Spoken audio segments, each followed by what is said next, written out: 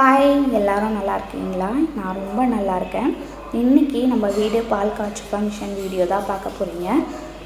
4 மந்த்ஸாகவே நம்ம வீட்டில் வந்து ரீகன்ஸ்ட்ரக்ஷன் ஒர்க்கு போயிட்டு இருந்தது. ஆல்ரெடி இருந்துகிட்டே தான் நாங்கள் ஒரு வேலையும் மாற்றி மாற்றி பார்த்துட்ருந்தோம். கொத்தனாருங்களுமே எங்களுக்கு சப்போர்ட்டிவாக இருந்தாங்க.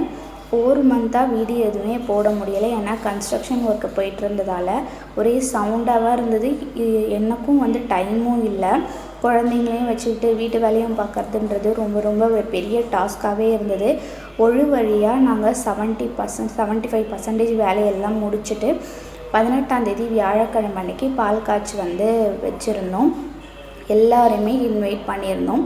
லாஸ்ட் டைம் இந்த வீட்டுக்கு நாங்கள் ஒரு 6 இயர்ஸ்க்கு முன்னாடி வரும்போது நமக்குன்னு ஒரு வீடு இருந்தால் போதும், காம்பேக்டாக இருந்தால் போதும் அப்படின்னு சொல்லிட்டு வந்துட்டோம். அதுக்கப்புறம் பார்த்திங்கன்னா கொஞ்சம் நம்மளுக்கு இடம் பத்தலை, படுக்கிறதுக்கு வசதி இல்லை, துணிங்கெல்லாம் வைக்கிறதுக்கு வசதி இல்லை, ரொம்ப காம்பேக்டாக இருந்ததால் முன்னாடி வீடியோஸ் எல்லாம் பார்த்துருந்தீங்கன்னா தெரியும் என்னோடய வீடு எவ்வளோ சின்னதாக இருந்தது. அதுக்குள்ளேயே தான் வீடியோஸ்லாம் எடுத்து போட்டுட்ருந்தேன். இப்போ கொஞ்சம் ஆல்டர்னேஷன் பண்ணி நம்ம வீடு வந்து சக்ஸஸ்ஃபுல்லி முடிஞ்சிருச்சு. இன்னும் வந்து ஒரு சில வேலைகள் இருக்குது. இதை பால் காய்ச்சி முடித்த பிறகு ஒன்று ஒன்றா பார்த்துக்கலாம் அப்படின்ட்டு. பெரியவங்களாம் சொல்லுவாங்க, வீட்டை கட்டிப்பார், கல்யாணம் பண்ணிப்பார் அப்படின்ட்டு. ரொம்ப இது எனக்கு முதல் முறை அனுபவன்றதால ரொம்பவே நான் வந்து எல்லாத்தையுமே நிறைய விஷயங்கள் கற்றுக்கிட்டேன். இந்த வீட்டில் இருக்கிற ஒரு செங்கலையும் பார்த்து நானும் எங்கள் ஹஸ்பண்டும் அழகாக செதுக்கியிருக்கோன்னே சொல்லலாம். எதெல்லாம் வந்து நான் எங்களுக்கு தேவையோ அதை வந்து அழகாக பண்ணியிருக்கோம். ஒரு சிலது வந்து பார்த்திங்கன்னா அதுவாக தானாக அமைஞ்சதும் வந்து அழகாக இருக்குது. வந்தவங்க எல்லாருமே வந்து ரொம்ப சூப்பராக இருக்குது. அது மட்டும் இல்லாமல் நீங்கள் வீட்டை ஆல்ட்ரேஷன் பண்ணி கட்டினா மாதிரியே தெரியல, புது வீடு கட்டினா மாதிரி இருக்குது அப்படின்ட்டு எல்லாரோட பிளஸ்ஸிங்கும் எங்களுக்கு கிடச்சிது. ரொம்ப சந்தோஷம். அதே மாதிரி எங்களோட குலதெய்வமாக இருந்தாலும் சரி, இஷ்ட தெய்வங்கள் எல்லாரையும் வந்து பூஜை ரூமில் வச்சு நம்ம வந்து நல்லபடியாக பால் காய்ச்சி ஸ்டார்ட் பண்ணிட்டோம். அம்மா வீட்டிலேருந்து செய்ய வேண்டிய எல்லாமே வந்து அவங்களும் முடிஞ்ச அளவுக்கு செஞ்சாங்க. லாஸ்ட் டைம் பால் காய்ச்சிக்கு அவங்க வந்து செஞ்சாங்க. ஆனால் வந்து பார்த்திங்கன்னா அம்மாவால் வர முடியலை. இந்த வாட்டி வந்து அம்மா வந்தது எனக்கு ரொம்ப சந்தோஷம்.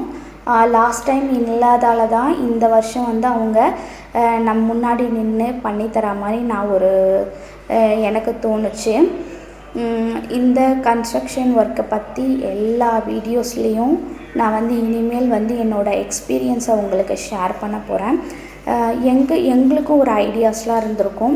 இப்போ தான் நீங்கள் வீடு கட்ட போகிறீங்க அப்படின்னா உங்களுக்கும் நான் கொடுக்குற ஐடியாஸ் யூஸ்ஃபுல்லாக இருக்கும்னு நினைக்கிறேன். தொடர்ந்து நம்ம சேனலை சப்போர்ட் பண்ணி பார்த்துட்டே இருங்க. சப்ஸ்கிரைப் பண்ணிக்கோங்க. இப்போ தான் சாய் ஸ்ரீபிரியா சேனலை ஃபஸ்ட் டைம் பார்க்குறீங்கன்னா சப்ஸ்கிரைப் பண்ணிக்கோங்க. குடும்பமாக இருந்து இந்த வீட்டுக்கு 6 இயர்ஸ்க்கு முன்னாடி வரும்போது என்னோடய பையனுக்கு 2.5 வயசு, பெரிய பையனுக்கு.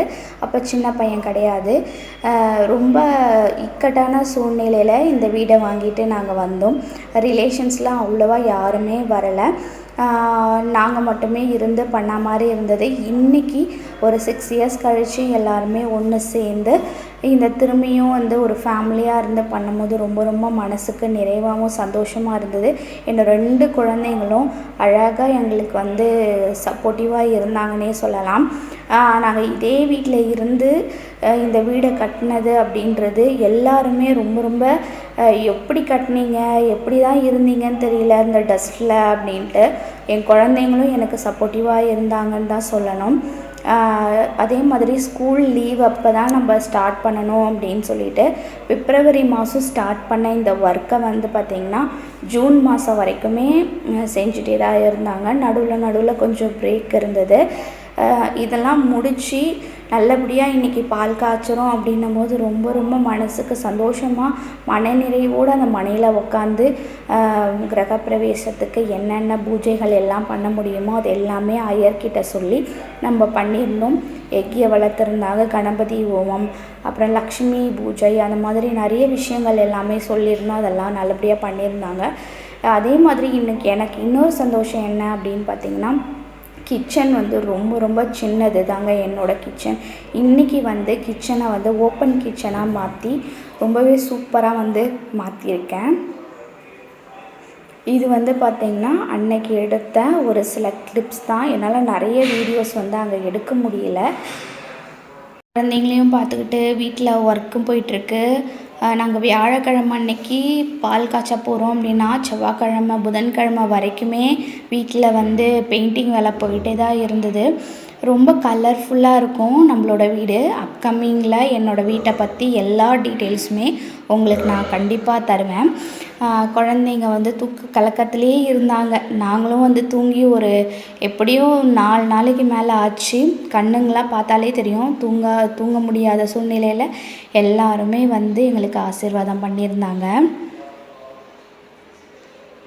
நிறைய கிஃப்ட்ஸ் எல்லாமே வந்தது. நாங்களும் வந்து பார்த்திங்கன்னா ரிட்டன் கிஃப்ட்டுக்காக பாரிஸ் போயிருந்தோம். நம்ம வீட்டுக்கு நிறைய பொருட்கள் வந்து பாரிஸில் போய் தான் பர்ச்சேஸ் பண்ணியிருந்தோம். அங்கே தான் வந்து அஃபோர்டபுள் ப்ரைஸில் கிடைக்கும் அப்படின்றதால அதே மாதிரி ரிட்டன் கிஃப்ட்டுமே அங்கே தான் வாங்கியிருந்தோம். நான் வந்து எதுக்காக இந்த ரிட்டன் கிஃப்ட்டு செலக்ட் பண்ணேன் அப்படின்னு பார்த்திங்கன்னா, நான் வந்து முருகர்கிட்ட வேண்டியிருந்தேன் இந்த வீடு நல்லபடியாக முடித்து என் கையில் கொடுக்கணும் அப்படின்னு சொல்லிட்டு. ஸ்டார்ட் பண்ணுறதுக்கு முன்னாடி லோன் ஆப்ஷன்லாம் போகும்போது நமக்கு நிறைய தடைகள் இருந்தது. அது எல்லாமே நிவர்த்தி பண்ணி இப்போ நாங்கள் புது வீட்டில் பால் காய்ச்சிறோம். அதுக்கு முழுக்க முருகர் மட்டுமே காரணம். அவரை நான் முழுமையாக நம்பி அவருக்கு என்னென்ன செய்ய முடியுமோ அதெல்லாமே பண்ணேன். அதுக்காக தான் திருச்செந்தூரில் போய் மொட்டை போட்டு வந்த பிறகு தான் நம்ம பூமி பூஜையே ஸ்டார்ட் பண்ணியிருந்தோம். அழகான குட்டி வேல், அதுக்கு ஒரு சுருக்கு பை மாதிரி போட்டு சாக்லேட்டு ஸ்வீட் அந்த மாதிரி எதாவது வைக்கணும்னு சொல்லியிருந்தாங்க. அதுக்கு பதில் நாங்கள் பருப்பி வச்சு ஒரு ரிட்டன் கிஃப்ட் மாதிரி கொடுத்துருந்தோம். யூஸ்ஃபுல்லாக இருக்கணும், ஆனால் யூஸ் அண்ட் த்ரோவாக இருக்கக்கூடாதுன்னு நாங்கள் முடிவு பண்ணோம். அதனால தான் வேல் செலக்ட் பண்ணோம். பூஜை ரூம்லேயும் வச்சுக்கலாம், ஆட்டோ கார் அந்த மாதிரியும் வச்சுக்கலாம். ரொம்ப யூஸ்ஃபுல்லாக இருக்கும். இந்த வீடியோ உங்களுக்கு பிடிச்சிருக்கும்னு நினைக்கிறேன். நெக்ஸ்ட் வீடியோவில் பார்க்கலாம்.